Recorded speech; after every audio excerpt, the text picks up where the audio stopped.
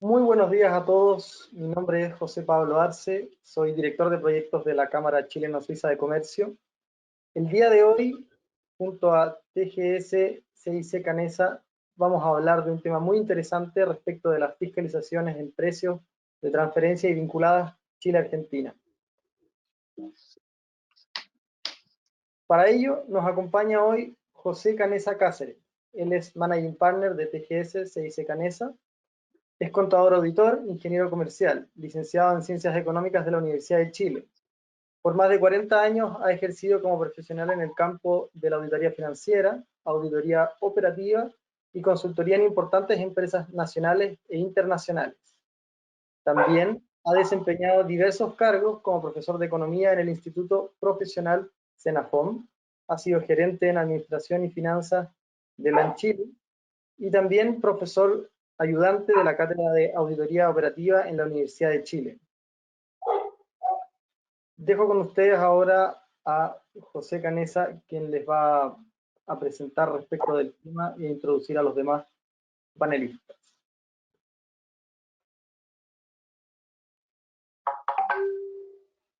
Hola, muy buenos días a todos los que nos acompañan en el día de hoy. Tal como decía José Pablo, yo soy el Managing Partner de TGS Canesa en Chile.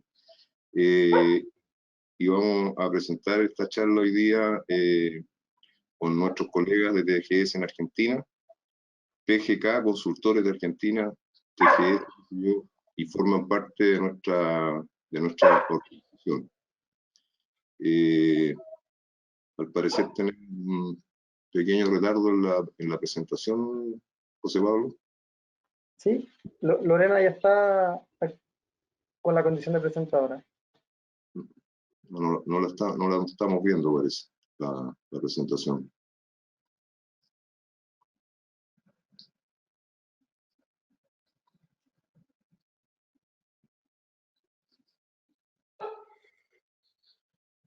Tenemos un pequeño problema técnico, al parecer.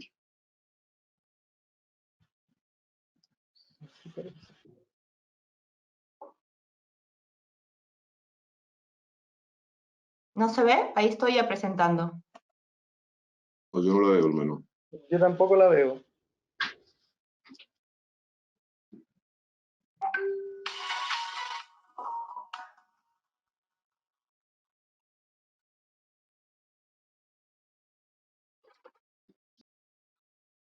Bueno, de todas formas, si nos están escuchando, quiero comentarles que TGS es una empresa de auditoría y consultoría internacional. Estamos en aproximadamente 60 países en todo el mundo. Somos aproximadamente 4.500 profesionales en todo el mundo. En el caso de Chile, somos alrededor de 100 personas, mantenemos una red nacional, qué sé yo, en las 13 regiones del país, con oficinas asociadas en las 13 regiones del país. En esta oportunidad nos va a acompañar José Duimois, economista, con más de 12 años de experiencia en finanzas comparativas. Ha realizado trabajos en su especialidad para Perú, Chile, Costa Rica, Colombia, Argentina, Uruguay y Panamá. Y es nuestro socio, digamos, especialista en tanto en Chile como en Perú en el área de precios de transferencia. Nos acompaña también de PGK Argentina, TGS Argentina, Javier Fuentes, gerente de impuestos de nuestros socios en Argentina, es contador público, especializado en temas tributarios internacionales. ¿Ahí se ve la presentación? Disculpa que no interrumpa. Ahí la está. Bueno, yo creo que he avanzado, qué sé yo, en parte de la presentación de lo que es nuestra red de TGS, lo que es TGS en Chile, lo que es TGS en Argentina, y les agradezco a todos ustedes su presencia en este webinar. Espero que sea provechoso. Tenemos dos excelentes expositores con experiencia práctica, digamos, en el tema que vamos a tratar hoy día. Así que no me queda más que darles, digamos, la bienvenida a Joseph y a Javier y que sigamos adelante con la exposición. Lorena, si puede. Así que Joseph, adelante, por favor. Bueno, buenos días. Voy a arrancar yo en la parte de Argentina. Gracias, José, por la invitación, por la presentación. Gracias, José Canesa, también. Y gracias a la participación de todos los que están en este webinar. Lo que vamos a encarar durante esta charla son aquellas cuestiones principales que hacen a 2 o 3 puntos fundamentales de lo que es precio de transferencia hoy día. En primer lugar, vamos a hacer como una especie de recuento de cuáles fueron las últimas novedades que han aparecido en derredor al tema del precio de transferencia, en mi caso en Argentina, y que es importante focalizar y tener en cuenta a la hora de analizar nuestro negocio. Uno de ellos es la primera, si podés pasar la otra slide, régimen de precio de transferencia en Argentina, ahí está. El próximo, Lore. Bueno, una de las cuestiones que es importante, que de alguna manera se profundizó la reglamentación, es ¿qué pasa cuando nosotros estamos interviniendo en operaciones internacionales con un intermediario? Que el intermediario está en un paraíso fiscal o en un país de nula o baja tributación, ya ahí descarta de toda duda que hay que hacer el estudio. Pero lo interesante es que si hay un operador internacional, ¿sí?, un intermediario, nosotros tenemos que verificar determinadas cuestiones. Primero, si está vinculado de alguna manera conmigo o con el sujeto del exportador del exterior. O si está interviniendo en una operación en la cual yo, como importador o exportador, tengo vinculación con el importador o exportador del exterior. Esto va a obligar a verificar si realmente existe sustancia en ese intermediario o no. Una cuestión fundamental es que Argentina hace un par de años, desde el 2019, digamos, viene pidiendo que se registren los contratos de exportación que se realizan, ¿sí? ¿Para qué? Para que el fisco pueda conocer anticipadamente el modo en que se realizan estas exportaciones, ¿sí? ¿Con quién se hacen? ¿A qué precios? ¿Qué valores? ¿Cuáles son las modalidades de contratación? Obviamente que esto es todo mucho antes de que la operación, primero, se realice y segundo, se analice si la operación se está haciendo como entre partes independientes. El próximo slide puede ser, Lore. En esta caracterización que está haciendo el fisco ya desde, o mejor dicho, los legisladores desde hace un tiempo a esta parte, se han dado precisiones sobre las definiciones de jurisdicciones no cooperantes o jurisdicciones de baja o nula tributación. Dentro de las no cooperantes, obviamente, todo esto está listado, el fisco las tiene caracterizadas, quiénes son, y en líneas generales son aquellas en donde no hay un acuerdo de intercambio de información, básicamente, ¿sí? Como dice acá el slide, en materia tributaria o que no tenemos un convenio para evitar la doble imposición que contenga este tipo de regímenes de intercambio, ¿sí? Ahora bien, puede ser que exista este régimen de intercambio, pero que no se lleve a cabo cuando se lo precisa. Supónganse que en Argentina le dice a, no sé, algún país que tiene estos acuerdos, y le dice, mira, necesito información sobre determinados sujetos, sobre determinadas cuentas, en fin, lo que necesite. Y resulta que el otro país, el juez que atiende en la causa, le dice, no, mira, lamentablemente esa es información de la cual yo no cuento, tenés que ir al banco que la tiene. Bueno, ahí claramente no está cumpliendo, y entonces es un país no cooperante. Pero más que sea un país cooperante, se transforma en no cooperante. Y esto obviamente obliga a hacer análisis de precio de transferencia. Próximo slide, Lore, por favor. Ahí está. Acá tenemos la definición que da la ley argentina sobre cuándo es un país de baja o nula tributación. En este sentido, lo que dijo es que de baja o nula tributación son aquellos que tienen una tasa de imposición corporativa inferior al 60% de nuestra tasa corporativa.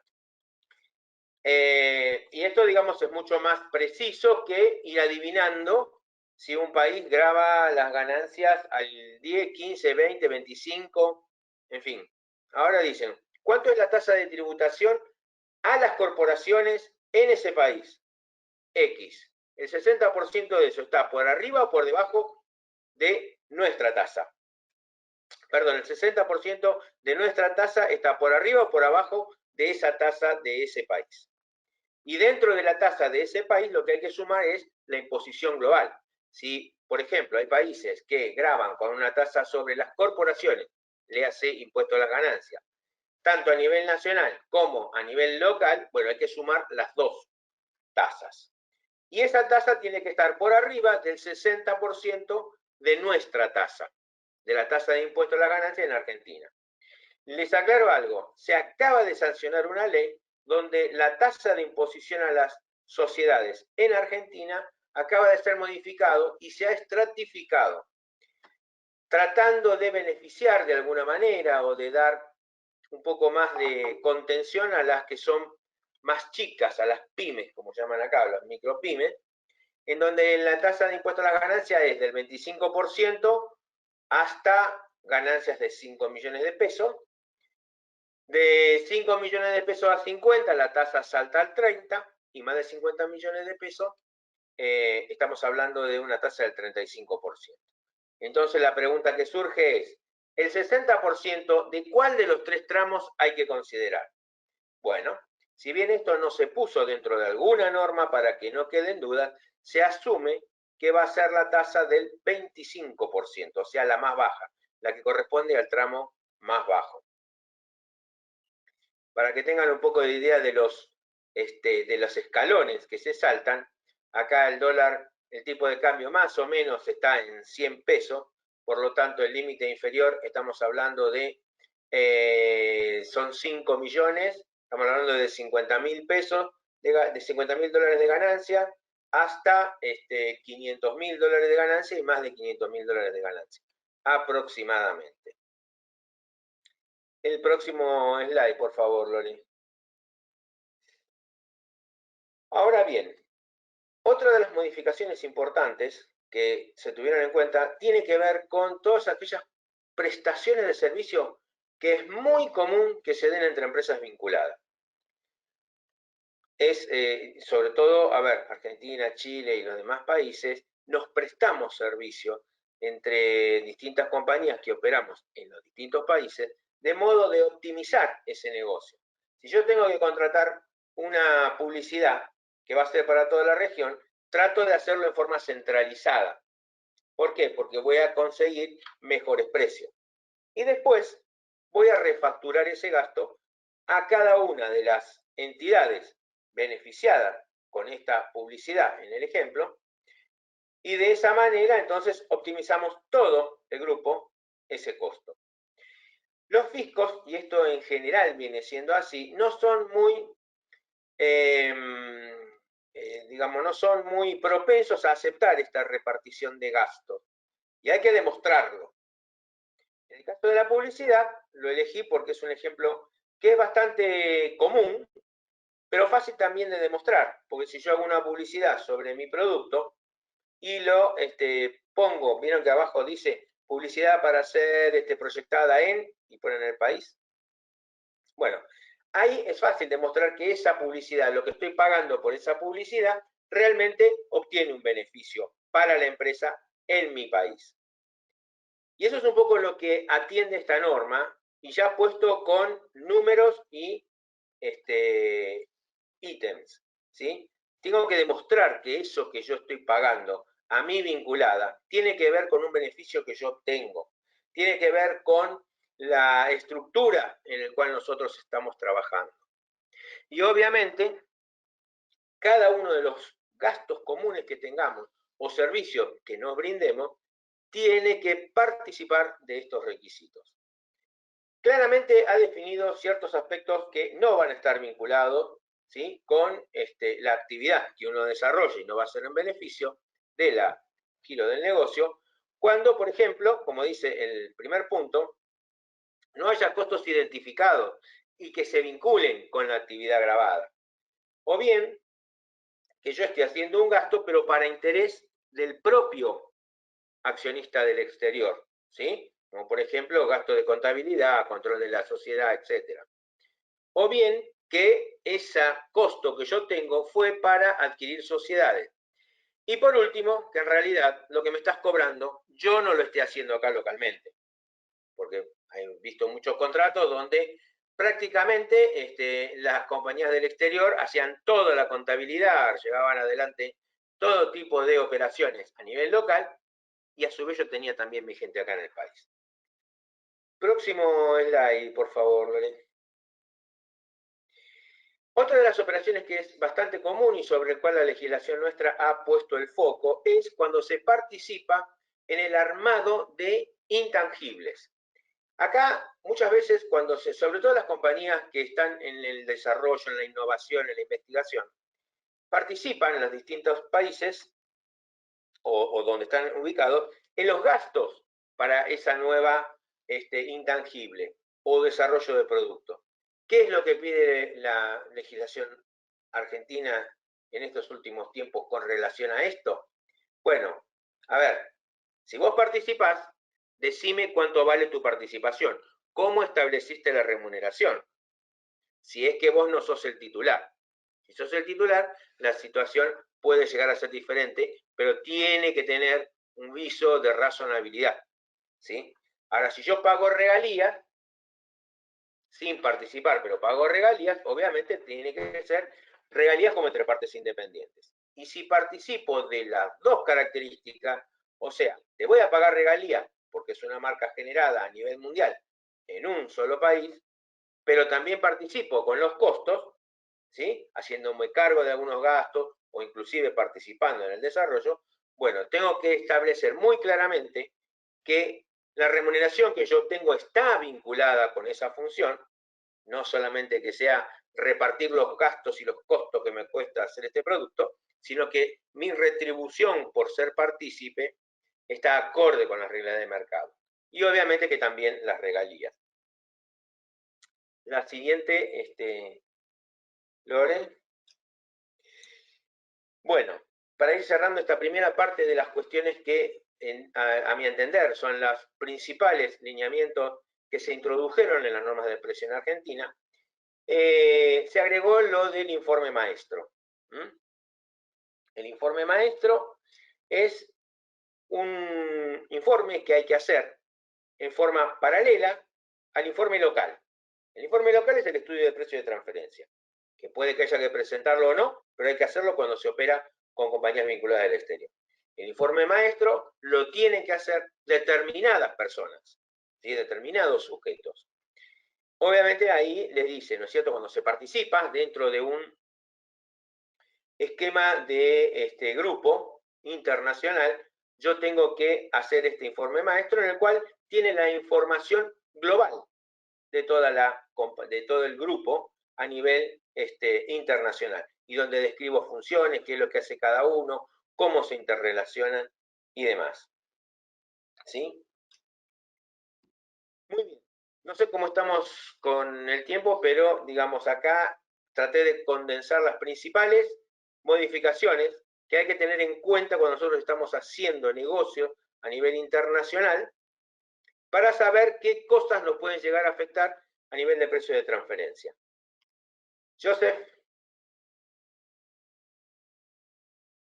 Sí, gracias Javier por el pase. Bueno, buenos días a todos en primer lugar. Espero esta charla les sea de utilidad. En esta oportunidad voy a tratar sobre el tema de precio de transferencia en Chile, cómo va actualmente toda la normativa, ¿no? Las obligaciones formales que tienen los contribuyentes y un poco también darle una mirada de cómo va la fiscalización. Realmente, ¿cuál es la actitud que ha tomado la administración tributaria en cuanto a revisar este tema de precio de transferencia? Entonces, si vamos con la siguiente, por favor, para ya entrar en materia. Ok. Entonces, en este caso chileno, tenemos diferentes obligaciones formales, ¿no? Hay declaraciones juradas que se presentan de forma anual normalmente. Pero en este caso de precio de transferencia hay 4 principales, que son las que están vigentes y bueno, en realidad se tienen que presentar ahora hasta 30 de junio, la fecha límite para la presentación de las declaraciones juradas según ciertos límites que cumplan los contribuyentes. Entonces, tenemos una declaración anual sobre precio de transferencia que es la 1907.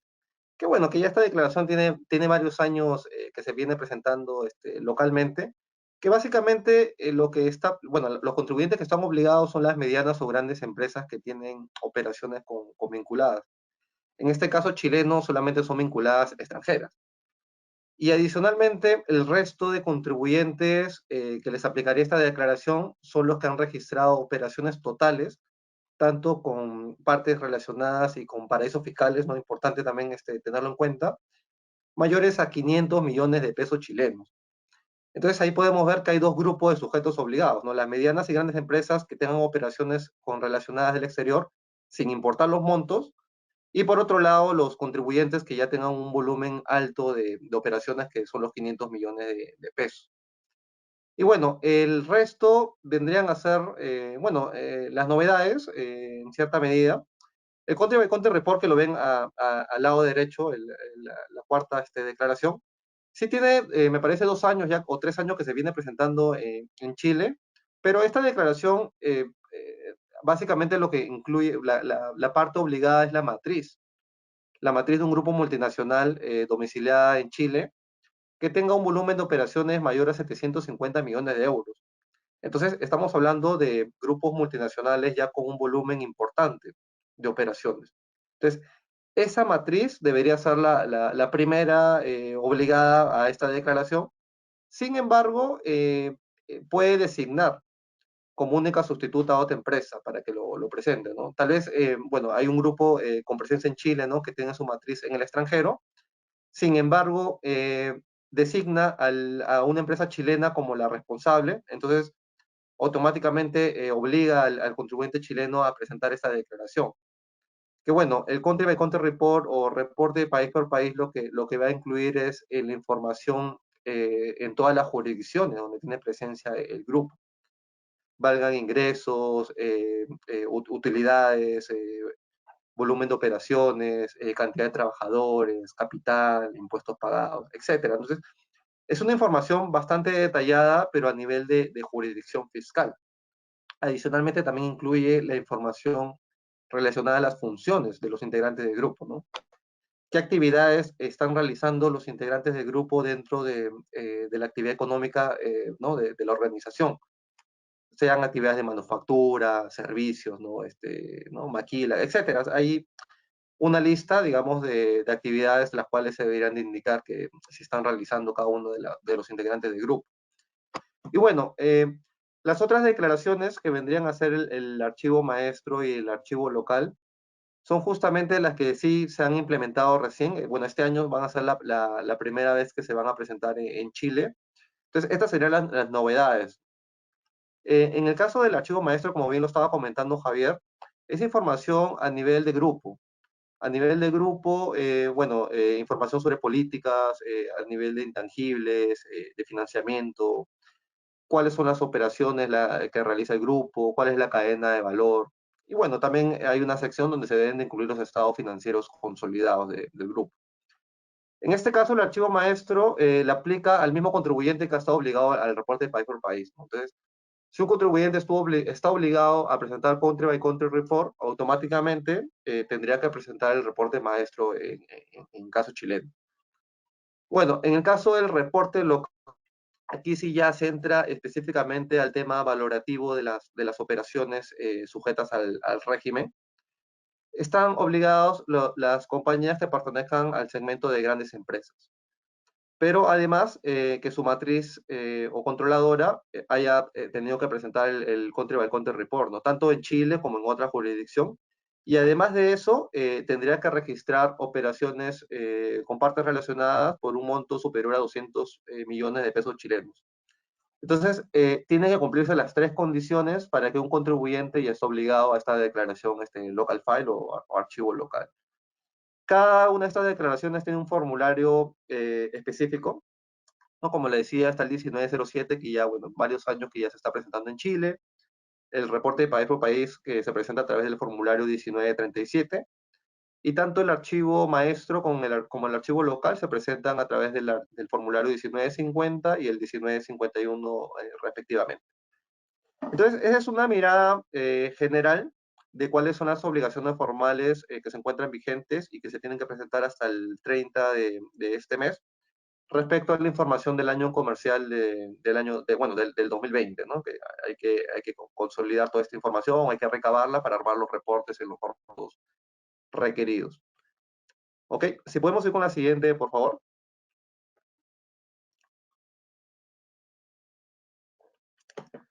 Perfecto, entonces, a ver, para entrar un poco a comentarles, bueno, en realidad no pretendo tampoco dar como que un detalle así de toda la información que debe concluir el archivo maestro, pero sí les quisiéramos dar algunos tips para que puedan, digamos, hacerlo de una manera adecuada y más adelante no sea observado en una fiscalización, ¿no?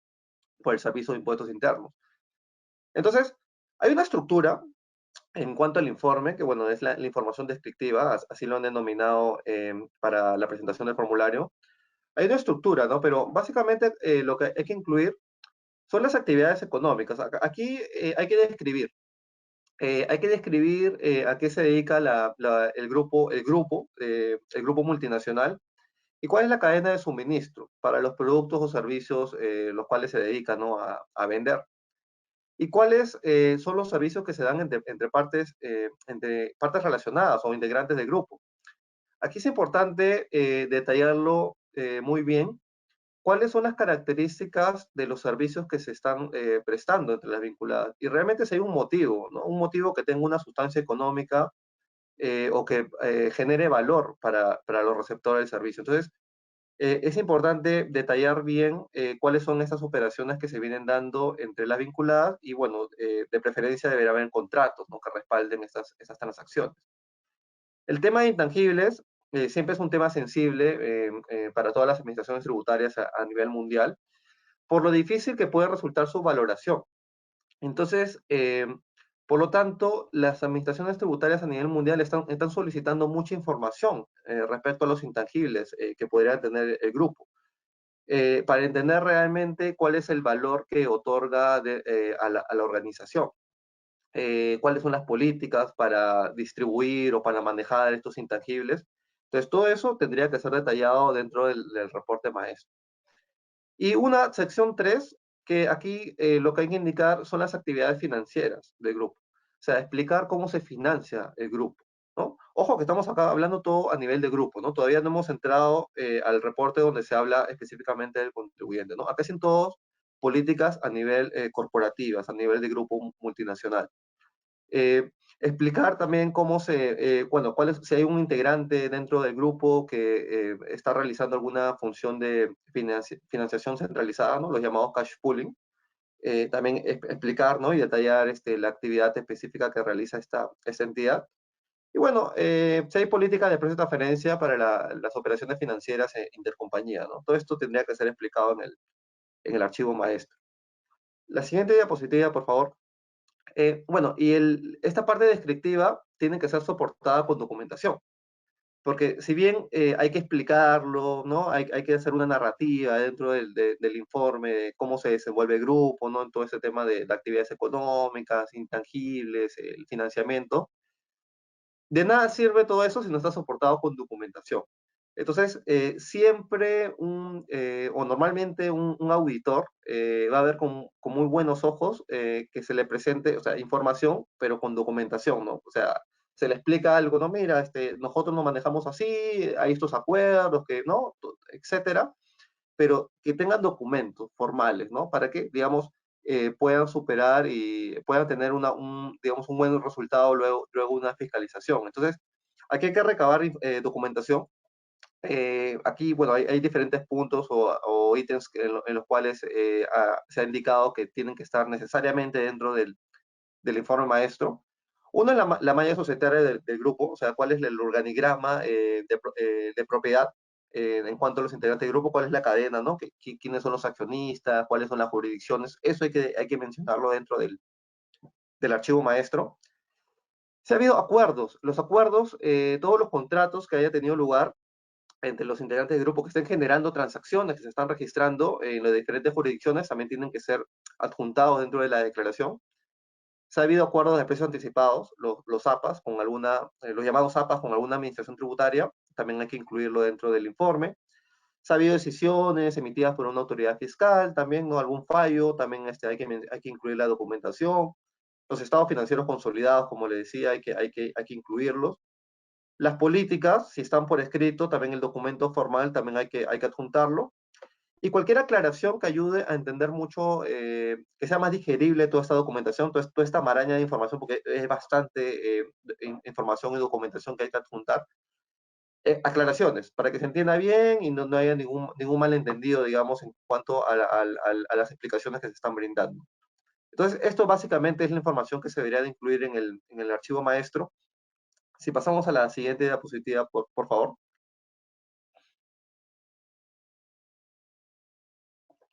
Ok, entonces, bueno, pasando al archivo local, ya que está la información específica del contribuyente, también hay un formato específico, el cual debe ser, digamos, completado la información que se va a declarar ahora el 30 de junio. Bueno, ahí, en primer lugar, se comienza explicando, ¿no? Las actividades económicas de la entidad local, ¿no? Todo el tema de funcional, como le llamamos en los análisis de precio de transferencia. Y después ya en la sección 2 ya entra a tallar el análisis de las operaciones, tanto con vinculadas como con paraísos fiscales. Entonces, aquí, luego de haber realizado el análisis funcional, que bueno, digamos, una forma específica, un proceso para este análisis, ya se tienen las herramientas para poder seleccionar el mejor método, porque finalmente aquí lo que se aplica es un método de precio de transferencia, ¿no? Para valorar la operación y determinar finalmente si esta está a valores de mercado. Entonces, en esta sección se incluye toda esta parte valorativa, describiendo el método, por qué se ha seleccionado el método y por qué se han descartado los otros, y la aplicación, ¿no? Que puede ser a nivel de precios, puede ser a nivel de márgenes, pero finalmente lo que se va a determinar es si la operación está a valores de mercado o cumple con el principio de libre competencia. Y bueno, la tercera sección, aquí lo que se va a incluir es la información segmentada, porque aquí digamos, en precio de transferencia, lo recomendable es utilizar información segmentada para la operación. Entonces, si ha habido una segmentación del negocio de la compañía en cuanto a una transacción específica, hay que detallar la información en esta sección 3 del local file. La siguiente diapositiva, por favor. Bueno, igual que el master file, hay que adjuntar documentación también que sustente las explicaciones que se han brindado dentro del informe. La estructura organizacional, ¿no? El organigrama de la compañía, si ha habido acuerdos con partes relacionadas, hay que adjuntarlo. Y bueno, en respecto a operaciones financieras, hay que incluir una tabla de amortización, si es que hubiera de cómo se están pagando estos financiamientos. Subo APAs también, en los que ha participado el contribuyente, adjuntarlos, así como algún fallo emitido por alguna autoridad fiscal, pero que sea diferente al Servicio de Impuestos Internos. La información de estados financieros, también importante incluirla, porque, bueno, también es una base para la información que se presenta dentro de los cálculos segmentados. Y, bueno, cómo calza la información segmentada con estos estados financieros globales del contribuyente. Bueno, obviamente también la información de las comparables, porque todo ese tema de rango de mercado se basa en información de empresas comparables o empresas públicas. Entonces, esa información hay que mencionarla o hay que incluirla dentro del local file. Igualmente, como el archivo maestro, aclaraciones, ¿no? Que le ayuden, digamos, a entender mucho mejor la información que se está presentando dentro de este informe. Entonces, ese es, digamos, en resumen, la información que deberían de incluir para elaborar un master file y un local file completo y alineado con la normativa chilena. Bueno, muy bien. Vamos a continuar entonces ahora con ciertas... El slide siguiente, por favor, Lore. Con cómo está siendo la fiscalización acá en Argentina. Y antes de entrar a casos concretos para evaluar cómo estuvo minando el fisco argentino a el estudio de precio de transferencia hecha por las compañías, hay que focalizar en un par de temas que los comentó muy bien Joseph, porque todas las estructuras, toda la documentación y soporte y demás que están exigidas para Chile también son exigidas acá para Argentina, y en general en el mundo se hacen del mismo modo. Básicamente porque la mayoría de los países, estén o no en la OCDE, han adoptado sus pautas para hacer los estudios. En general, no todas, y el país que no está adherido, obviamente, tiene ciertas libertades. En el caso de Argentina, el fisco, de todos los cuestionamientos que el fisco llegó a hacer, elegí 3 casos que son bastante singulares, porque uno dice, yo elijo un método para hacer el estudio de precios sobre la base de mi análisis funcional, ¿no? Como recién explicaba yo. Entonces, yo tengo que decir por qué elijo ese y por qué descarto a los demás. El fisco puede tener, obviamente, una visión totalmente distinta. Y acá hay mucho de interpretación subjetiva, mucho de interpretación de las personas que están haciendo el trabajo y de poner su entendimiento en la operación, tanto del lado de la compañía como de los asesores. Por eso esto puede llegar a dar lugar a diferencias entre lo que opina el fisco y lo que opinan los contribuyentes. Vamos a tomar el caso de Volkswagen, por ejemplo. ¿Qué pasó con Volkswagen? Volkswagen en el año 2001, cuando Argentina realmente estalló una crisis muy importante, crisis política y económica que realmente pusieron en jaque a muchas compañías, Volkswagen tenía préstamos tomados con su filial brasilera. La situación se hizo insostenible, la empresa realmente estaba con serios problemas financieros, entonces acordaron con su casa en Brasil una condonación de la deuda. ¿Sí? Condonación que sirvió para que esos fondos pudieran ser destinados a realizar otras operaciones, a renegociaciones bancarias, inclusive hasta la instalación de una planta acá en una de las provincias para continuar operando. Obviamente esto ocurrió después del año 2001. El fisco vino y vio que tenía una operación financiera, en principio, y se lo cuestionó el modo en que determinó la ganancia. No cuestionó el método. El método empleado había sido el del margen transaccional, ¿sí? Es decir, aquella que mide las operaciones, ¿sí? Analizadas, pero desde el punto de vista del resultado del negocio. Y lo que cuestionó acá es que ¿por qué incluiste dentro del resultado de la empresa, de la parte analizada, esta condonación que es financiera? Lo que dijo Volkswagen es, esta condonación no es financiera. Esta condonación es operativa. Fíjate que en mi balance yo la estoy exponiendo en la parte operacional, no financiero, no en los resultados, en otros ingresos o en los ingresos financieros y demás. No, está en la operacional. ¿Por qué? Porque sirvió para mi operación. Porque fíjate la estructura que yo tengo, qué fue lo que hice. Obviamente no lo hice solo en el 2001. Esto continuó en los sucesivos años. Y además, para determinar ese resultado, lo que hizo fue tomó varios años. Cosa que el fisco tampoco aceptó porque dice, vos me estás comparando año 2001 en este caso. ¿Por qué te vas a los años anteriores? Tanto vos como de tus comparables. La conclusión de esto fue que la Cámara, digamos, porque esto, digamos, pasó al tribunal, el Tribunal Fiscal de la Nación, el fisco apeló y terminó en la Cámara Nacional de Apelaciones, en la cual se le dio la razón al contribuyente. Primero, en cuanto a los años, porque no hay ninguna limitación en ninguna de las normas que diga que hay que tomar exclusivamente un año, el año que se está analizando. Y en cuanto a la condonación, le dio la razón también a Volkswagen porque dice, efectivamente, esa condonación que vino de un préstamo aplicado a la producción. Luego, con la crisis financiera que hubo, lo que tuvo que hacer Volkswagen es cambiar su objetivo. Llegó a este acuerdo con su par brasilero y así pudo continuar las operaciones en los años siguientes, cosa que el fisco no hizo. Una de las cosas que acá es exigido y se repite como latiguillo en todos los fallos es que el estudio de precio de transferencia lo que persigue es que no haya transferencia de base imponible dentro de un grupo económico a países o compañías que de alguna manera presentan ventajas operacionales de ganancia, que obviamente que impacten de impuestos, básicamente impuestos a la ganancia, o que tengan una tasa menor.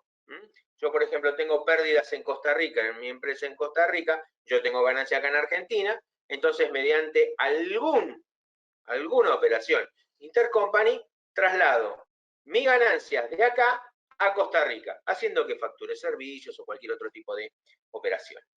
Eso es lo que se persigue en general con precio de transferencia, que no haya esa transferencia de bases.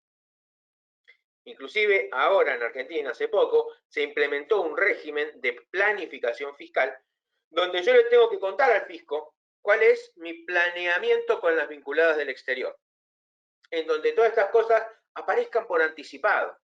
Fíjense que este fallo de la Cámara es del año 2019 y el estudio de precio de transferencia se hizo en el 2002. Entonces el fisco lo que quiere es enterarse antes de lo que pasa para no perder tantos años de ingresos, si es que le corresponde. En este caso no le correspondió. José, cualquier cosa, Joseph, si tenés algún comentario de cosas similares o actividades, sentite libre de meterte y comentar también situaciones parecidas, ¿no? Sí, no, lo traigo a cotación porque justamente con el tema de la pandemia se está discutiendo mucho el tema del uso de las comparables, si es de un año o 3 años, porque la práctica habitual en cuanto a las comparables es usar el promedio de los 3 años, ¿no? Eso siempre se ha hecho, o sea, ¿no? A nivel mundial. Y ahora justamente la OCDE el año pasado emitió un documento sobre las recomendaciones en los análisis de precio de transferencia durante la pandemia. Y bueno, decía que sí, efectivamente sería posible usar un año, porque justamente ha sido un año atípico, ¿no? Que en muchos sectores los resultados se han visto seriamente afectados por el COVID-19. Entonces, ese tema del uso de las comparables de un año o 3 años tiene que ser muy bien justificado dentro del informe. Que hayan razones económicas que soporten realmente el uso bueno, las comparables en primer lugar tienen, ¿no?, que ser adecuadas a la actividad que se está analizando, y después la cantidad de años de la información que finalmente se está usando para determinar el rango de mercado. Porque eso es lo que le interesa a la administración tributaria, como indicas, ¿no? O sea, que digamos el valor sea de mercado. ¿Y cuál es el valor de mercado? El que hubiesen pactado terceros independientes en situaciones comparables. Entonces, tratándose de una época, digamos, donde las circunstancias económicas y comerciales no han sido las usuales a años anteriores, resulta mucho más relevante documentar todo lo que está ocurriendo en estos momentos. Cualquier acuerdo, cualquier cambio en la retribución que se ha pactado tal vez por algún servicio, ¿no?, por alguna operación entre vinculadas, formalizarlo. No solamente que quede, ¿no?, de palabra o simplemente cambiar las condiciones sin ningún documento que sustente. Porque las fiscalizaciones van a llegar años posteriores y tal vez ya no se tenga clara la información que se estuvo manejando en ese momento. Entonces, cuando hay esas confusiones, justamente es donde ahí resultan los problemas para las empresas. Porque no es lo mismo saber lo que está ocurriendo ahorita, ¿no? Tiene, digamos, como que más o menos claro el asunto, a que pasen 5 años, 10 años, como el caso, ¿no? Inclusive este caso que estamos viendo, ¿cuántos años ha pasado desde el estudio hasta el debate que están haciendo con la fiscalización? O sea, incluso de repente Mira, hasta las personas que trabajan ya ni están en la empresa, ¿no? Sobre todo el área contable, ¿no? Todo eso. Entonces, ¿cómo puedes sustentar ese tipo de operaciones, ¿no? Con documentación, ¿no? Todo tiene que estar bien ordenado, digamos, en carpetas, con archivos, para tener los argumentos de defensa ante una fiscalización. Entonces, como dicen, no dejar, ¿no?, para más adelante lo que se pueda hacer ahorita, ¿no? Ordenarse tener toda la información en este momento, mucho mejor en este momento, y justamente porque son tiempos donde, digamos, muy cambiantes, ¿no? Muy cambiantes, de un día inclusive, ¿no? El tipo de cambio que se está moviendo, digamos, a nivel mundial la economía, ¿no? Que cambia las perspectivas de crecimiento. O sea, son temporadas de mucha inestabilidad y por lo tanto requieren que la información esté ordenada y documentada para que más adelante las fiscalizaciones sean exitosas para el contribuyente. Inclusive, te agrego, Joseph, que cada país tiene una exigencia diferente sobre cómo documentar y registrar operaciones. Algunos países son muy exhaustivos para solicitar este tipo de información. Otros, con un mero contrato, ya tiene una validez de verdad que nadie la cuestiona, no necesitas ir más allá.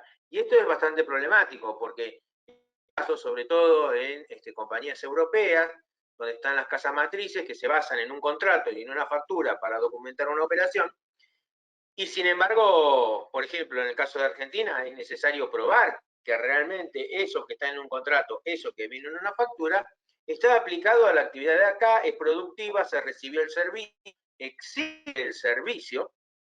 Eso es lo más difícil. Existencia de servicio con ganancias grabadas. Por eso es tan importante conocer muy bien cómo se está operando. Inclusive para armar variables, porque así como yo segmento, como yo tengo que segmentar, ¿sí?, mis líneas de negocio y hacer una buena proyección de costo. Bueno, también lo tengo que hacer con los comparables, porque tengo que comparar empresas en similitud de condiciones. Y eso a veces es bastante complejo en función a puedo acceder yo a la información del otro. Voy a pasar al otro caso, al de Stiefel, que es el que sigue.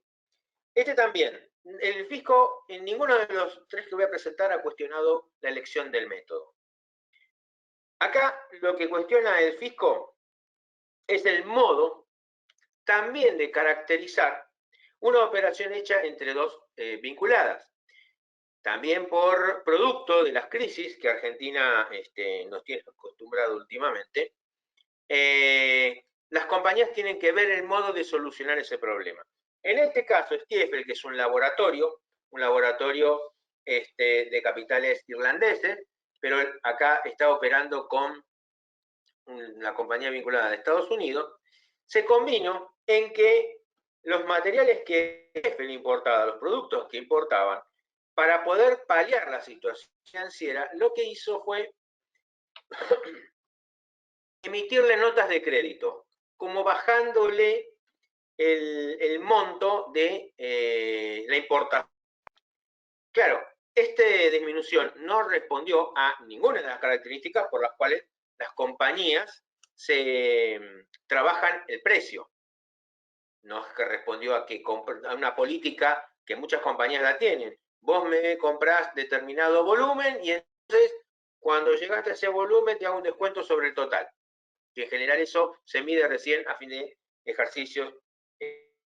¿Cuánto fue lo que me compraste? Y en base a eso yo te hago un descuento. No, acá fue claramente financiero, porque inclusive, y se expone, que se hizo teniendo en cuenta cuáles son los rangos intercuartiles dentro del cual la operación que se hacía entre las compañías no quedaba fuera de esos rangos y por lo tanto tuviera que ajustar el precio. Estas notas de crédito en la exposición en el balance no estuvieron restando de las ventas como normalmente se supone, o en la generalidad de los estados contables se deben exhibir las notas de crédito vinculadas con descuentos, bonificaciones por volumen y demás, de las ventas. Acá se puso como otros ingresos.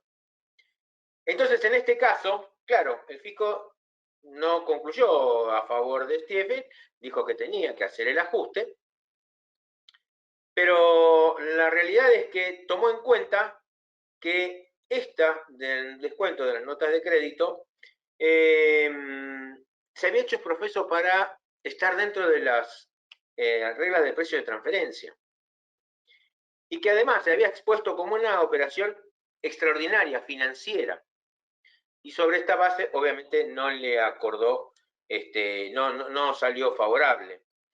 ¿Qué es importante rescatar de lo que está pasando en este fallo? No basta con que yo trabaje precios de transferencia en forma separada, que tenga toda la documentación, en fin, que haga todo lo que las normas de precios de transferencia me dicen.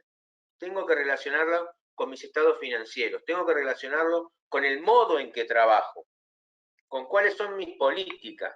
Es decir, esto tiene que ser integral, ¿sí? Porque es ahí donde está trabajando la compañía, es ahí donde busco los distintos años y los distintos comparables. Y, como decía Joseph hace un ratito, tenemos que darle sustancia. Próximo slide, por favor, Lore. En el caso de Asindar, eco. Bueno, y este otro caso de Asindar también es bastante ilustrativo en cuanto a cómo determinar el margen. Tampoco cuestionó el método elegido. Pero acá, el margen, el ratio de comparación, esta empresa, Asindar, lo hizo sobre los costos operativos, ¿sí? Y viene el fisco y le dice, no, vos sos una empresa que tu ganancia está muy vinculada al capital empleado, al capital invertido. Entonces, lo más lógico resulta que mida la rentabilidad en función al capital invertido, no a tus costos operativos. Bueno, y ahí se trabó la situación. Obviamente todo esto estaba fundamentado en un montón de informes económicos que marcaban, ¿no es cierto?, cuál era la situación en el momento de hacer el estudio, cuál era la situación de la compañía, cuáles eran los informes macroeconómicos emitidos a nivel gubernamental y demás. Entonces, por eso se concluyó que en realidad todo el andamiaje sobre el cual se basaba Asindar para sostener el modo de hacer el precio de transferencia, que no había ajuste, se cayó. Porque no lo pudo probar de que realmente era tan así como decía, porque había justamente en el balance expresiones que iban en sentido contrario de lo que decía el estudio de precios. Obviamente todo esto que comento es lo que se traduce dentro de los fallos, ¿sí?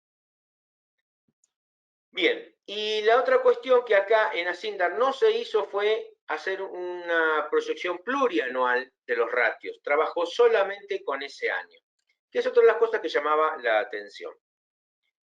Joseph, no sé si tenés algún comentario adicional para agregar acá de la experiencia. Sí, bueno, un tema importante, bueno, aparte que obviamente hay que justificar el método seleccionado para el análisis de precio de transferencia, también hay que justificar por qué se ha descartado la aplicación de otros métodos, ¿no? Que eso lo hemos visto mucho en estudios de que, bueno, si bien se explica, ¿no? Por qué se selecciona el método, no se detalla o no se sustenta por qué se están descartando los otros métodos.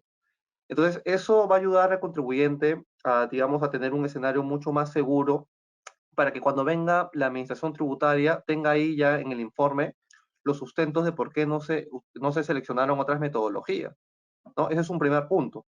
Y lo otro, ya cuando se ha seleccionado el método, en caso que sea un método de márgenes ¿no? operativos o brutos, justificar el indicador también de rentabilidad. Y este indicador tiene que estar alineado pues con la sustancia o cómo genera valor la compañía. No solamente es usar un indicador al azar y decir, no, ya el margen operativo, el margen operativo sobre costos y gastos, y si entró dentro del rango, ¿no? No es tan simple el asunto, sino que ese ratio realmente tiene que reflejar cómo la empresa genera valor económico. Entonces, son dos temas importantes que hay que detallarlo muy bien dentro del análisis económico del estudio para que justamente no se entre ¿no? en discordancias, ¿no? digamos, digamos, en una disputa con la administración tributaria cuando revisen el estudio. Muy bien. Próxima slide, por favor, Lore. Bueno. Sí, aquí Aquí sí, bueno, aquí lo que le están viendo es un poco cuáles son las acciones recientes en Chile en materia de precio de transferencia, porque sí ha habido movimiento en cuanto a la normativa y cómo también ha fiscalizado el Servicio de Impuestos Internos. Bueno, hay una noticia, de diciembre del año pasado, de que justamente la fiscalización le ha permitido recaudar 35.000 millones de pesos durante el 2020. Y esto ha sido básicamente fiscalizaciones, ¿no? Justamente a grupos multinacionales. Y uno de los temas relevantes ha sido el tema de precio de transferencia. O sea, de esos 35 millones, algo de 10 millones, 10.000 millones, perdón, de pesos han sido específicamente por acciones relacionadas a precio de transferencia. Entonces ya vemos, ya al menos la administración tributaria ya es consciente de que es un foco importante donde hay evasión tributaria y ha puesto el ojo a los precios de transferencia como una fuente para recaudar. Justamente, entonces le está poniendo mayor énfasis, inclusive ya tiene un equipo especial de fiscalización en temas de precios de transferencia. Son especialistas ya que, digamos, conocen ese tema. Entonces, ya están, digamos, tomando acciones mucho más fuertes en cuanto al cumplimiento metodológico, ¿no? Documentario, todo el tema valorativo respecto a precios de transferencia. Entonces, es un tema que cada año que pasa se está incrementando. Bueno, otro tema también es de que ya se implementaron estas dos nuevas declaraciones, como les había dicho en la presentación, que son el archivo maestro y el archivo local, ¿no? Justamente como pueden ver ahí, este mes son la fecha de vencimiento. Y la administración tributaria se está cargando de información, ¿no? Está recabando información que le va a ser muy útil para ser más eficiente con las fiscalizaciones que va a realizar en los siguientes años. Otro tema también es de que ya mediante la circular número 32 se han especificado cuáles son las sanciones o las multas aplicables al incumplimiento por precio de transferencia, específicamente por las declaraciones, ¿no? Tanto el 1907 como el Country by Country Report, ¿no? El Local File y el Master File, ya tienen sanciones específicas que van desde las 10 hasta las 50 unidades tributarias anuales por incumplimiento de cada una de estas declaraciones. Entonces, ya digamos, ya hay un terreno mucho más propicio con la información que ha recabado y la que va también a recabar con estas nuevas declaraciones, inclusive las sanciones, muy aparte del ajuste que pueda determinar el SI en una fiscalización de precio de transferencia. Eso básicamente es lo que se ha visto en Chile en los últimos meses. Entonces, digamos, ya con todo esto que está ocurriendo, si un contribuyente no se ordena, no toma la decisión ya de analizar, ¿no? Y tener todo en línea en cuanto a precio de transferencia, ya sería su responsabilidad si más adelante no supera, digamos, de manera exitosa una fiscalización, ¿no? Porque esa es la tendencia. Entonces, hay información, hay asesores también en cuanto a esta materia, lo pueden realizar también internamente, no hay ningún problema, pero el tema es de que tengan los conocimientos necesarios y, bueno, la experiencia, ¿no? En cómo se ha realizado estas fiscalizaciones en la región, para que los informes estén muy bien alineados con lo que requiere tanto el Servicio de Impuestos Internos como las directrices de la OCDE, ¿no? Que es la que da las pautas para esta materia. La siguiente, por favor.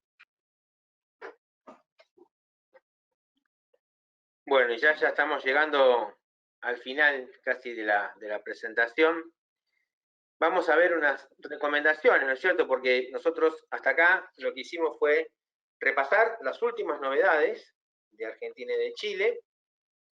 Repasamos un poco lo que está pasando a nivel de los fiscos, ¿no es cierto? ¿Qué están haciendo? ¿Qué están pensando? Y ahora, entonces, ¿cómo sigue todo esto? La próxima slide, por favor, Lore. Esto va a seguir, de alguna manera, tratando de profundizar cuando hacemos los análisis para tener bien documentadas las operaciones, teniendo en cuenta, obviamente todas las recomendaciones de la OCDE, entre las cuales la más importante es la que comentó Joseph hace un ratito. Y entonces, de acuerdo a mi vinculación con la del exterior, yo puedo estar soportando mis operaciones entre partes independientes normales, o sea, entre, por ejemplo, Argentina y Chile, son dos países totalmente normales, no somos ni paraísos fiscales ni cosa por el estilo. Entonces, ¿qué tenemos que hacer? Bueno, obviamente, determinar bien las líneas de negocio y soportar cada una de las transacciones que hacemos entre nosotros dos. Si hay operaciones con terceros fuera del grupo, bueno, ok, también habrá que verlas para ver si existen ciertas diferencias o hay alguna especie de connivencia con la del exterior, pero tenemos que soportar bien la que hacemos entre las vinculadas. El por qué, cuáles son los valores, los fondos los movimientos bancarios, en fin, hay que documentar toda la operación. Si esa vinculación existe, pero es que estamos trabajando con países de baja o nula tributación, bueno, ya ahí la cosa cambia porque además de toda la documentación, tengo que mostrar que la que está en el país de baja o nula tributación tiene sustancia. O como decimos nosotros, no sea un sello de goma para dejar la utilidad en ese lugar. Y esto es lo que persiguen los fiscos. Sobre todo cuando hablamos de compañías que están ubicadas ahí, pero por cuestiones financieras. Acá en Argentina, en forma particular, todo lo que provenga de las rentas pasivas está grabada con independencia de qué hace la compañía del exterior. Entonces acá lo que se busca con precio de transferencia, cuando estoy trabajando con ese tipo de compañías, es qué sustancia tiene. ¿Para qué está esa compañía? ¿Tiene empleados? ¿Qué operaciones realiza? ¿Es operativa? ¿Es financiera? Bueno, todo eso hay que analizar cuando trabajamos con un país de baja o nula tributación. Y obviamente, como dijimos al principio, una de las modificaciones importantes fue cuando trabajo con un intermediario. Intermediario que de alguna manera puede ayudar, entre comillas, a dejar utilidades en lugares mucho más beneficiosos, ¿sí? ¿Qué es lo que se pide? Por ejemplo, que realmente tenga una presencia real en ese lugar. Es decir, que si yo digo que le vendo a alguien que es intermediario mío, ese intermediario exista y no sea otro sello de goma. Que ese intermediario tenga sus propios estados financieros, sus propios estados contables, que sean auditados, que estén firmados por un profesional. ¿Sí?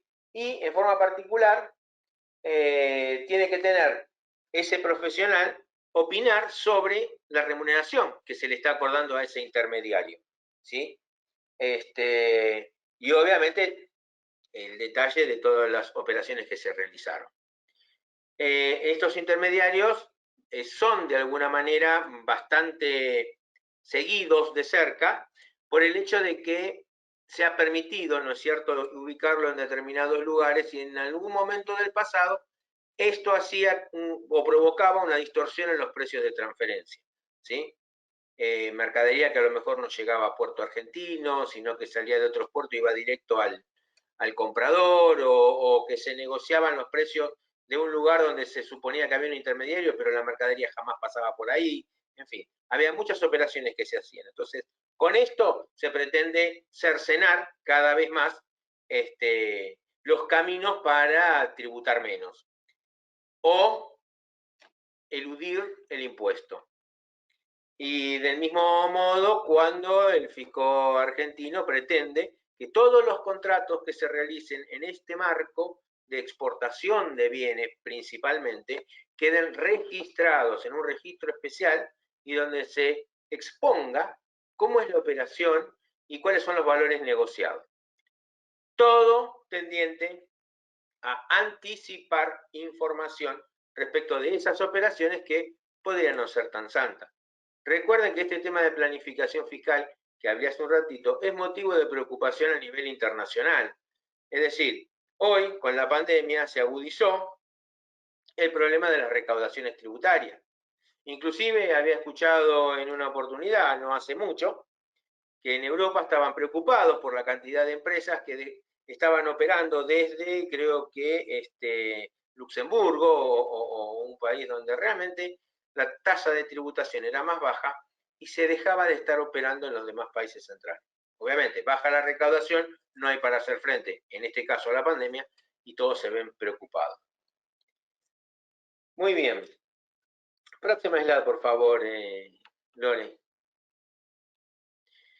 Bueno, obviamente acá es muy importante hacer una planificación de las operaciones que vamos a realizar a nivel intercompañía, porque lo primero que tenemos que ver es que estemos pagando costos adecuados, que lo que estamos haciendo realmente reporte en beneficio del grupo.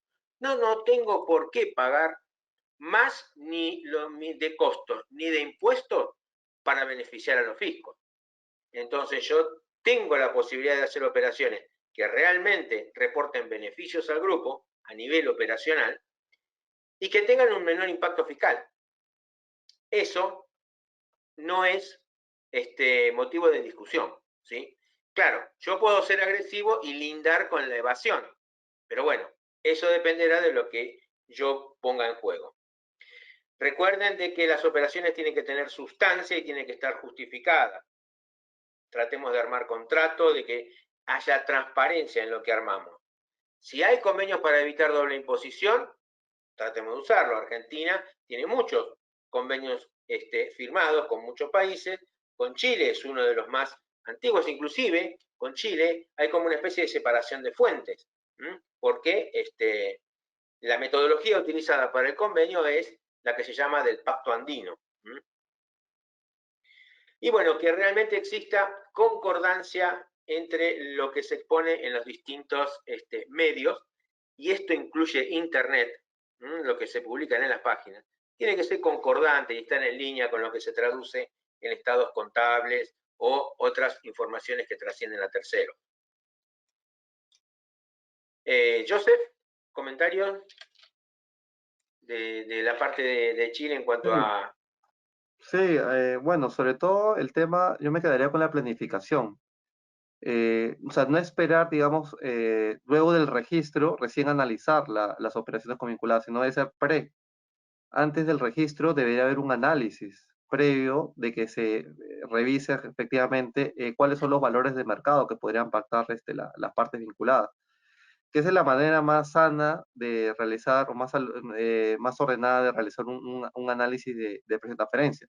Porque nos pasa mucho a los consultores, ¿no? Que estamos metidos en ese tema, de que ya, digamos, las empresas quieren analizar después de la DJ anual o cuando ya registraron la operación, y ahí realmente pues no se puede hacer mucho si se determina que la operación no está a valores de mercado, porque hacer una rectificación de la declaración anual, ¿no? Va a ser un tema complejo. Entonces, siempre nosotros recomendamos de que los análisis de precio de transferencia sean antes del cierre contable, cosa que la empresa puede tener los diferentes escenarios o los diferentes valores dentro del rango de mercado donde se podría mover y así seguir cumpliendo con la normativa. Entonces, el tema de la planificación es fundamental para que, digamos, la empresa tenga un ordenado y, bueno, sano cumplimiento y no haya ese tema, por ejemplo, de las notas de crédito, ¿no? Que estabas mostrando hace un rato en el caso de fiscalización. Justamente esa nota de crédito se emiten para ajustar el valor y estar dentro de los precios de transferencia. Pero entonces lo adecuado sería tenerlo previamente analizado y ya con la factura salga el valor de mercado, no estar ajustándolo posteriormente, ¿no? Entonces, son formas, digamos, que los fiscalizadores van a ver con mejores ojos cuando vayan a revisar la información de una compañía, ¿no? Entonces, mucho va a depender cómo se le presente también la información, el orden que tengan y la documentación. Justamente insistimos con esto de la documentación para que las fiscalizaciones sean positivas para los contribuyentes. Bueno, en la próxima slide de Lore, por favor. Y bueno, ya para cerrar acá, están exhibidos en este cuadrito todas las obligaciones formales que hay, tanto del lado de Chile como de Argentina. Básicamente ustedes encontrarán que son casi las mismas, en cuanto al informe maestro, en cuanto al informe local, lo que se llama internacionalmente Master File y Local File. En Argentina el Country by Country Report también, que está en los dos. E insisto con el tema de la declaración jurada de la planificación fiscal, primero porque está muy ligado a lo que es los precios de transferencia, y segundo, porque en Argentina esto tiene ciertas implicancias a nivel, por ejemplo, de otros impuestos. Si uno quiere recuperar créditos fiscales de IVA, ¿no?, en sus operaciones de exportación, es un régimen que en general está establecido en la mayoría de los países, no se los dejan procesar si no tienen presentado la planificación. Entonces este régimen necesita ser analizado por cada una de las compañías que realiza exportaciones para no tener ese tipo de contingencias o inconvenientes a la hora de tener que pedirle cosas al fisco. Esta es una de las tantas, la que yo considero la más grave, ¿no? Y bueno, no sé, José, si tenés algún otro comentario para ir cerrando la reunión. Sí, hay una siguiente diapositiva donde justamente ahí queríamos mostrarles cuáles son algunos de los errores frecuentes que hemos observado en cuanto a bueno, al local file, ¿no? Acá estamos hablando específicamente del tema valorativo de las operaciones. Bueno, lo primero es que, bueno, en el caso chileno, que muchas veces se omiten las transacciones con paraísos fiscales.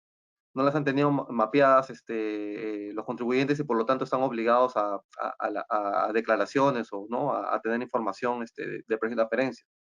Hace más o menos, me parece, 5 años o 4 años, hubo notificaciones masivas del Servicio de Impuestos Internos a los contribuyentes que tenían operaciones con los paraísos fiscales y no habían presentado la declaración 1907. Entonces, desde ese momento, ya como que se pusieron un poco las pilas, así los contribuyentes, para revisar dentro de su información de importaciones y exportaciones si efectivamente tenían transacciones que hayan pasado por esas jurisdicciones. Bueno, hay una lista específica, ¿no?, de paraísos fiscales.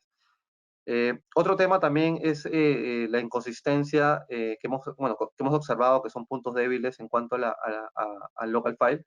Inconsistencia entre los registros contables y los contratos, la declaración anual, o sea, las diferentes declaraciones, información o documentos que tienen los contribuyentes deben justamente de calzar, o sea, deben de contar la misma historia, ¿no? No tienen que haber dos versiones diferentes de un mismo hecho, ¿no? Si hay un tema que sea una retribución mensual que se ha pactado en un contrato, esta misma debe estar registrada en la contabilidad, ¿no? Y así otros temas. Entonces, tiene que haber una coherencia entre lo que se registra y los documentos sustentos que tienen los contribuyentes, ¿no? Y el tema de los métodos, bueno, ya lo hemos hablado, ¿no?, mucho, ¿no?, que tienen que, digamos, estar correctamente sustentados, por qué se han seleccionado y por qué se han descartado el resto de metodologías. Y también el tema de las comparables, tienen que ser las idóneas para el tipo de transacción que se está adecuando. Y no descartar sobre todo la información de comparables internos. Los comparables internos son, creo que, los mejores que se pueden utilizar porque justamente esa información de la compañía, entonces va a estar adecuada al tipo, digamos, de mercado en el que se encuentra, ¿no? Entonces es un tema que creemos que deben de darle mucha importancia en cuanto a los local file. Y bueno, finalmente respecto a las conclusiones, que sean claras y se identifiquen si hay alguna contingencia o algún riesgo para el contribuyente luego de hacer el análisis de precio de transferencia. Eso básicamente sería esta parte que queríamos concluir la presentación.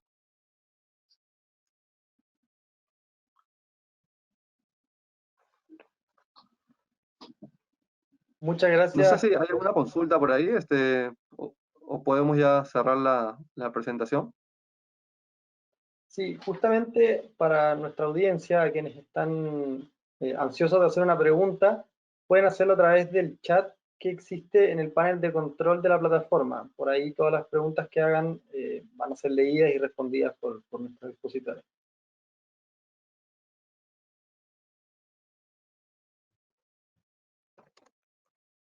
Tenemos una pregunta por parte de Marianela. Son dos preguntas. La primera es, ¿cuán fuerte u obligatorio es adjuntar al momento del informe local los contratos con vinculadas, o si aunque los tengamos no se presentan y solo se describen? Esa es la primera pregunta. Y la segunda, a su vez, la tabla de información segmentada es solo para las operaciones que superan los 200 millones. Sí, bueno, no sé si puedo empezar, Javier, si me permites. Si pudieran, sí, gracias. Si pudieran especificar también el país para que sea más direccionada la respuesta. Pero bueno, voy a responder suponiendo que es una empresa chilena. Bueno, lo de los contratos, sí es obligatorio, si la empresa está obligada a local file, que adjunten el contrato, no solamente describirlo. Porque, digamos, como mostré en la presentación, hay digamos, dos partes, ¿no? En cuanto al local file. Una que es la parte descriptiva, que justamente es explicar, ¿no? Dar información sobre cómo, bueno, sobre los diferentes items que he nombrado. Y la otra es la parte documentaria, que aquí hay que adjuntar archivos. Hay que subir el archivo dentro de la declaración. Entonces, sí es necesario el contrato subirlo. La otra consulta, ¿me la puedes repetir, por favor, Pablo? Sí, claro. Hay una segunda. La segunda es, ¿la tabla de información segmentada es solo para las operaciones que superan los 200 millones? Sí, efectivamente. Las operaciones que superen el monto, ese monto que, bueno, está indicado también en la normativa, estas sí tienen que ser, bueno, tienen que ser analizadas, ¿no? Con una metodología que se recomienda que sea transaccional o segmentada. Eh, bueno, con esos dos nombres la van a identificar. Y esta información segmentada sí tiene que ser subida, ¿no? Tanto explicada en la parte descriptiva, como subir el archivo, un Excel, ¿no? De preferencia, donde se identifiquen los cálculos. Y también esta segmentación, cómo calza con los estados financieros globales. O sea, no es simplemente poner una segmentación alejada, digamos, del estado financiero global, sino tiene que tener una congruencia con los estados financieros globales de la compañía. Pero sí, efectivamente hay que subir esa información. En el caso de Argentina, la información no hay que adjuntarla al momento de presentar el informe de precio de transferencia. El informe de precio de transferencia se presenta con todas las explicaciones que estuvimos viendo acá y que, bueno, lo expuso Joseph, con todas las justificaciones, pero la documentación hay que tenerla frente a fiscalizaciones para poder soportar lo que está dentro del informe. Sí, en Argentina los contratos de exportaciones de productos que tienen un mercado transparente, esos tienen que ser registrados en el fisco, ¿sí? Y después, bueno, obviamente que eso hay que hacerlo antes de realizar la operación de exportación y que claramente tiene vinculación con lo que después vamos a decir en el informe de precio. Y nosotros, en el caso de Argentina, no hay esa tabla de segmentación. Si bien los estudios tienen que estar realizados mayoritariamente o de acuerdo a cómo sean los comparables y demás, y lo que surja del análisis funcional, segmentados. Sí hay valores para presentar el estudio de precios, o sea, el estudio de precios hay que hacerlo sí o sí. Cuando se opera con vinculadas, no hay posibilidad de no hacerlo. Pero, en algunos casos, cuando se supera la suma de 30 millones de pesos de Argentina, hay que presentar el estudio de precios. ¿Hay alguna otra pregunta, Pablo? Sí, Nick Alexander nos pregunta, en el caso de que exista una zona franca en el país y si la operación no está a mercado, ¿qué sucede con los ajustes para adecuarla al mercado? En realidad, en Argentina hay varias zonas francas, pero las zonas francas en realidad no son paraísos fiscales. Las zonas francas lo que tienen son ventajas a nivel aduanero, ¿sí? Uno puede operar dentro de esa zona franca con ciertos beneficios impositivos, pero eso no implica que yo esté instalado ahí para fines fiscales, porque yo cuando negocie al salir de esa zona franca voy a tener que pagar todos los tributos aduaneros, ¿sí? Y obviamente al operar fuera de la zona franca voy a estar sujeto a todas las obligaciones fiscales del país. No sé si apuntaba a eso la pregunta, es decir, Yo cuando opero con una zona franca, no tengo que hacer un estudio por operar con la zona franca. Yo tengo que hacer el estudio por estar operando con vinculadas del exterior del país, ¿sí? Y ya te digo, yo por ejemplo, si opero con Uruguay, que tiene dos zonas francas, la de Montevideo y no me acuerdo cómo se llama la otra, yo puedo estar importando desde esa zona franca, pero el estudio de precio de transferencia va a estar vinculado a cómo yo opero con mi vinculada, ¿sí? Y si yo estoy operando con zonas francas de Argentina, ya te digo, tenemos varias, bueno, ok, yo tengo que medir cómo estoy operando con mi vinculada del exterior, más allá de que pague o no los derechos al momento de importar. No sé si respondí la pregunta o esa era la inquietud hacia donde iba la pregunta de nuestro participante. Sí, yo quería complementar ahí. Bueno, entiendo que el ajuste que se refiere es el ajuste de precio de transferencia, ¿no? Que bueno, estamos justamente es el tema del webinar de hoy. Lo primero que hay que ver es si la transacción se encuentra dentro del régimen de precio de transferencia, porque las zonas francas, bueno, como indica Javier, en Argentina no se incluyen, en Chile tampoco. En Chile se incluyen las operaciones relacionadas del exterior y con paraísos fiscales, ¿no? O regímenes fiscales preferenciales. Pero en este caso Claro. las zonas francas no están incluidas dentro del análisis. Entonces, por lo tanto, ya escapa de las metodologías de precio de transferencia que se podrían aplicar. Sí hay otros países ¿no? que lo incluyen. Por ejemplo, Panamá incluye las zonas francas dentro del régimen de precio de transferencia, pero en el caso chileno no. Hasta el momento no están incluidas dentro de las transacciones que tendrían que ser analizadas, ¿no? Y bueno, y si se determina que hay un ajuste, no aplicar el ajuste de una manera específica, pero esta transacción, como dice, por la zona franca, no estaría dentro del ámbito de aplicación de precio de transferencia. En Argentina tampoco. Pues ya te digo, tienen beneficios de alguna manera aduaneros, no impositivos. Surge otra pregunta aquí que puede ser interesante. Pierre nos pregunta, en Argentina ha salido una guía sobre precios de transferencia en tiempos de COVID. ¿Me podría hablar más sobre cómo los ha ayudado? ¿Cómo va a ayudar qué cosa? ¿La guía de precio de transferencia, esa que dieron? Claro, para los tiempos de COVID. Sí, en realidad ahí está dando recomendaciones bastante parecidas a los que Joseph comentó en la exposición. Es decir, obviamente que es una guía para ayuda. No es que va a dar facilidades para que los precios estén distorsionados o que de alguna manera se permitan transferencias de bases imponibles a otros países. Claramente es así. Igualmente todavía eso todavía no está, digamos, de alguna manera profundizado el análisis y el impacto final sobre las compañías, ¿no? Esto obviamente lo vamos a tener que estar analizando ahora en el próximo vencimiento, que va a ser para el mes de, no sabemos porque era para julio, pero el fisco lo prorrogó y todavía no tenemos fecha. Así que sí, obviamente que se van a tener en cuenta esas recomendaciones. Pero de vuelta, Sí. no en el sentido de alivianar la forma de determinar los precios de manera que permita transferir base imponible, ¿no? Que es lo que se quiere evitar. Sí, ahí quería complementar la respuesta de Javier. Bueno, sí, como decías, está bastante alineada con el documento que emitió la OCDE el año pasado.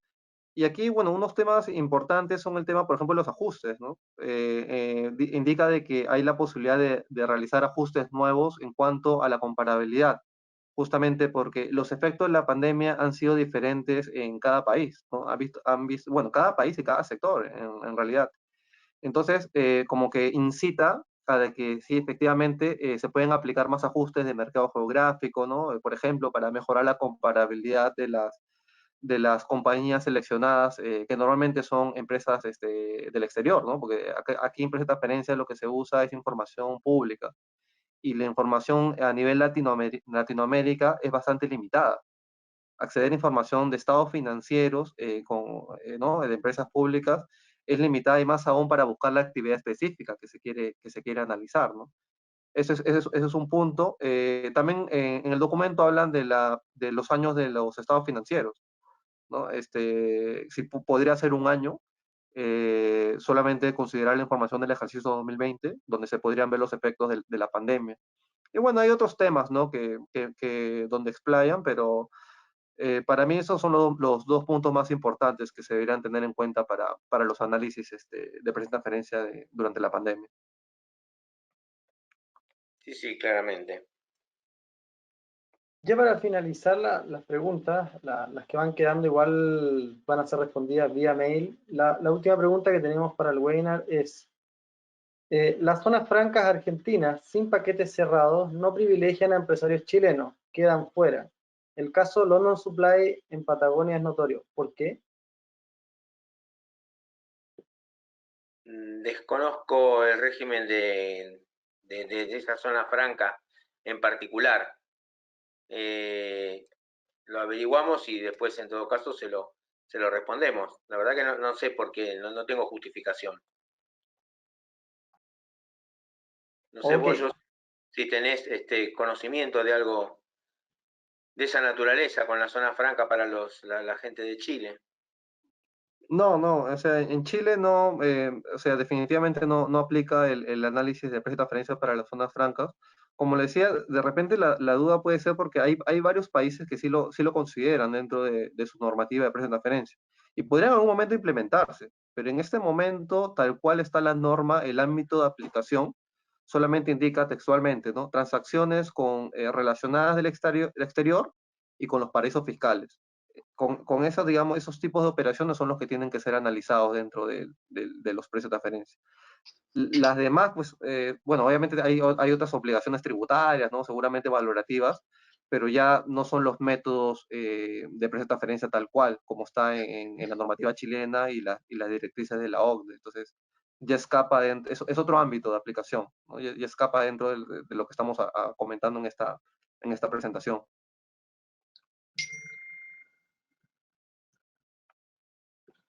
Aprovechando un par de minutos, Pierre, que nos preguntaba sobre la guía de precio de transferencia en tiempos de COVID en Argentina, pregunta si existe alguna en Chile, alguna guía sobre estos precios de transferencia en tiempos de COVID.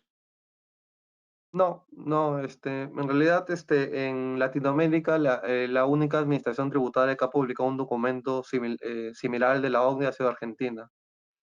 Chile no hay ningún informe, ¿no? Algún documento que explique realmente cómo se debería de tratar ese tema, pero igual, dentro de la base legal, hablan de que la fuente de interpretación son las directrices de la OCDE, y justamente este documento también, digamos, como vendría a ser como un anexo de las directrices de la OCDE, entonces, perfectamente lo que se está recomendando en ese informe podría ser aplicable para Chile. Además, la OCDE ya, bueno, ha anunciado que el próximo año va a actualizar sus directrices sobre precio de transferencia y se espera que, bueno, parte de estas recomendaciones se incluyan dentro también de este nuevo informe este documento que se va a publicar, ¿no?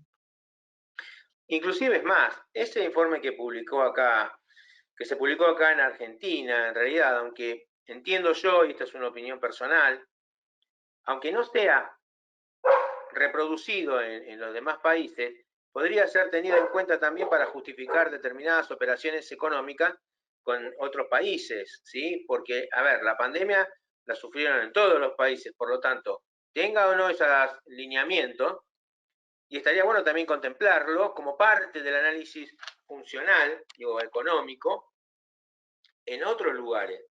Siempre teniendo en cuenta que esto no puede ser óbice para que se traslade bases imponibles a otros países con mayores ventajas, ¿no?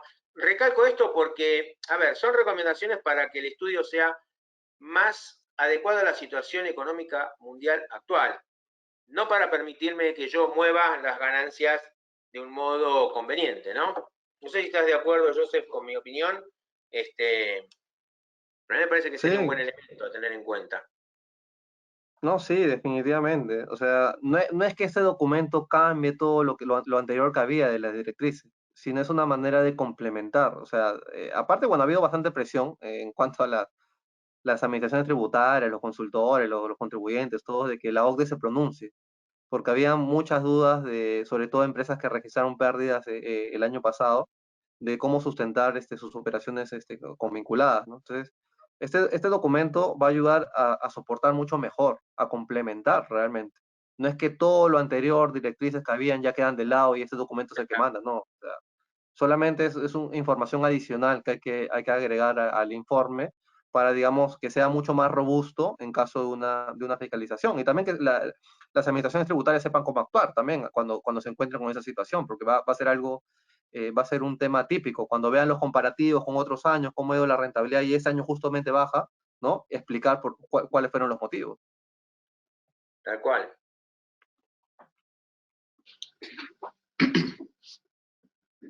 Bueno, en virtud del tiempo, damos por terminado este webinar. Las preguntas que quedaron pendientes las vamos a responder por correo, no se preocupen. Quisiera agradecer una vez más de parte de la Cámara Chileno-Suiza de Comercio a todos nuestros invitados y a nuestra audiencia por haber participado de este gran webinar.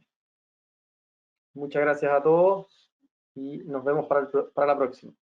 José Pablo, ¿Sí? en nombre de TGS Canesa y TGS PGK de Argentina, nosotros queremos agradecer a la Cámara Chileno-Suiza por darnos la oportunidad, digamos, de estar con toda nuestra audiencia y agradecer a la audiencia que selló su participación. Todas las consultas, tal como tú dijiste, que están pendientes van a ser contestadas por correo electrónico y estamos a disposición de ustedes en todo lo que estimen conveniente en esta materia. Muchas gracias. Gracias, Gracias, Javier. Gracias, Y gracias. hasta luego. Hasta luego. Hasta luego. Gracias. Chao. Adiós.